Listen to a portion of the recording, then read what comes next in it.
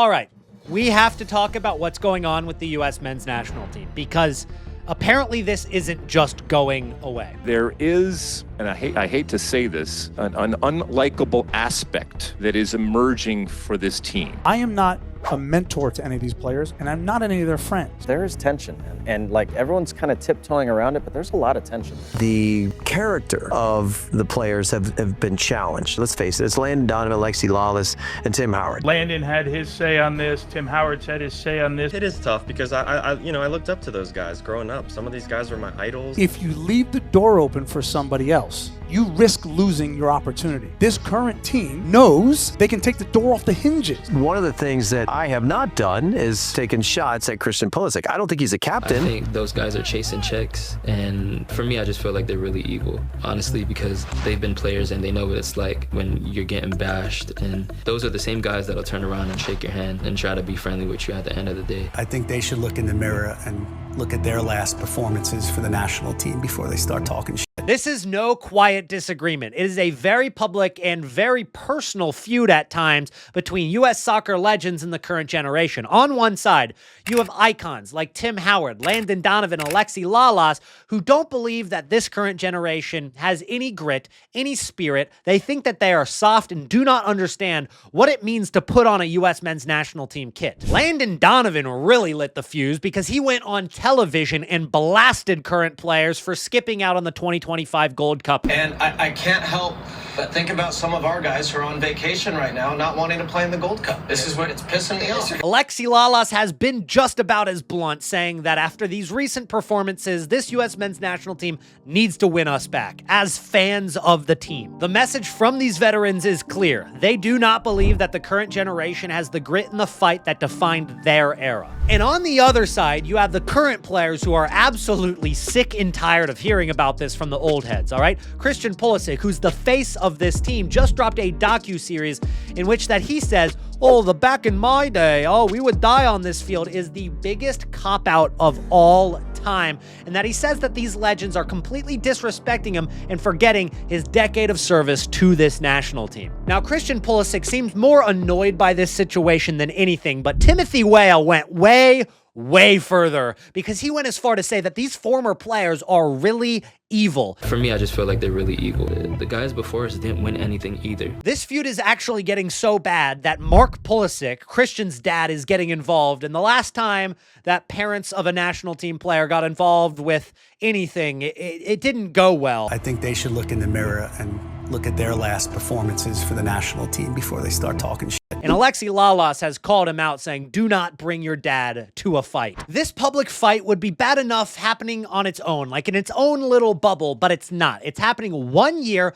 before the 2026 World Cup in the USA, and it's happening after several bad performances. This isn't just Twitter drama. You can see how it is affecting this team's environment. We have a generation of talent, unlike what we've ever seen before. Christian Pulisic at Milan, Weston McKennie at Juventus, Fuller and Balogun at Monaco, Chris Richards at Crystal Palace. These are players, and not limited to them, who are playing in the toughest leagues in the world, and not just playing for the best teams in the world, but excelling at these teams. There is no denying that at a club level, this is the most talented generation of U.S. men's national team players ever, and there is no debate about that. And as we get closer to 2026, the year in which we host the World Cup, what is meant to introduce American soccer to the entire world, things just seem to be falling apart. It's a mess. The whole thing feels like it's built on a backwards foundation, but the results on the field are getting worse as well. And all of this is going on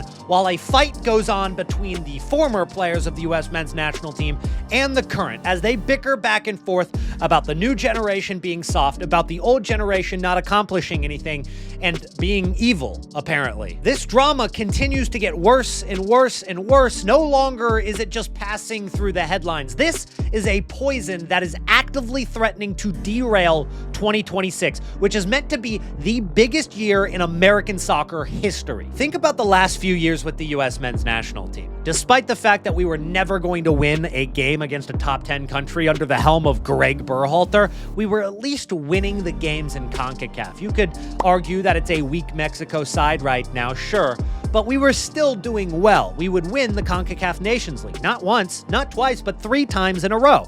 This led to the 2024 Copa America, where we could finally showcase our talent against the best in the world, like Brazil, Uruguay, and Argentina, and that's when we lost to Uruguay in the group stage. And Panama, got grouped, then went on to lose in the Nations League against Panama again in the semifinal, lose to Canada in the 3rd place game, and then we did not win the Gold Cup in 2025 either, losing to Mexico. We're on quite the streak right now of absolute dog shit. All of this is happening at the worst possible time. And think about it this way. Mauricio Pochettino, who many would consider a world-class manager, was hired by the U.S. Soccer Federation for 2 reasons. 1, clean up Greg Berhalter's mess. And 2, to prepare this team for a World Cup. How the hell is he supposed to do that if his captain doesn't show up to the Gold Cup? When a lot of the roster seems more interested in playing for their club than their country, and all of the former U.S. men's national team legends are contributing to this drama that is causing a deterioration to this environment. As one of the hosts of the 2026 World Cup, the USA automatically qualifies, and I don't think that the USA is ever going to have trouble qualifying again now that there's 48 teams, but you never know when you're going to have to play Trinidad and Tobago in qualifiers. However, this is the time where normally teams would be preparing for the World Cup during these grueling qualifiers. Now, I don't know how grueling you can call CONCACAF qualifiers, but that is when teams find their spirit. They find their team chemistry. They find their soul. And without it, these tournaments are what need to be used to actually build this team together. Instead, these tournaments are what is ripping us apart. The narrative around the Gold Cup wasn't about which players played well. It was about which players showed up. The narrative around the Nations League wasn't about fixing tactics and building team chemistry. It was former players questioning if this current generation even had the fighting spirit to do anything with their talent. And this brings us to the future, which is why this is so damn concerning, because we're less than 1 year away from the 2026 World Cup. And history shows that this tournament is not forgiving to any team that is not unified, no matter how talented they are. In the U.S. men's national team, it is a house divided.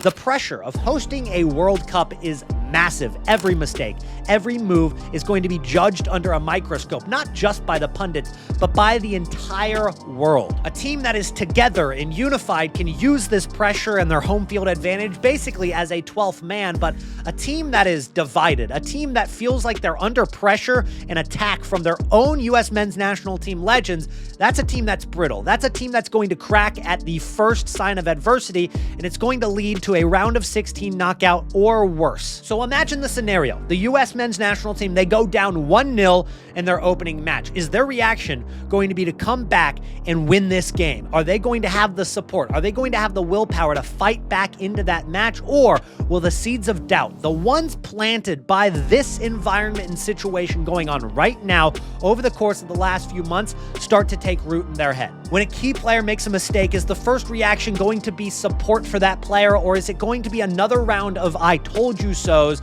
from pundits, creating even more tension? It is a destructive cycle. These former players have set the standard for toughness, and the new players, they haven't lived up to that standard. But the talent is there, and it's all about to be wasted because of a self-inflicted civil war. This feud between past and present has gone far beyond just a simple debate. It is a true, tangible threat to our 2026 chances right now. There has to be some way that this gets healed before the 2026 World Cup if we want to have a chance at making a big run in this tournament on home soil. Now, be honest with me. If I'm being too negative, you can let me know in the comments down below, but this is my perspective on it. It has gotten to a peak in this drama that there is a docu-series about it, that there are podcasts dedicated to it, that it has gotten to a point where this is all that U.S. men's national team news has become, and it hasn't just been happening for months. All the way back in 2017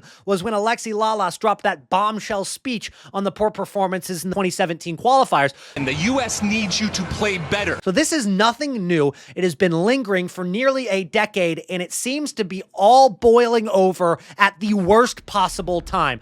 I genuinely am scared for the 2026 World Cup. If you guys enjoy these kinds of videos, do not forget to subscribe to Nitro Football and drop a like down below. Thank you guys for watching.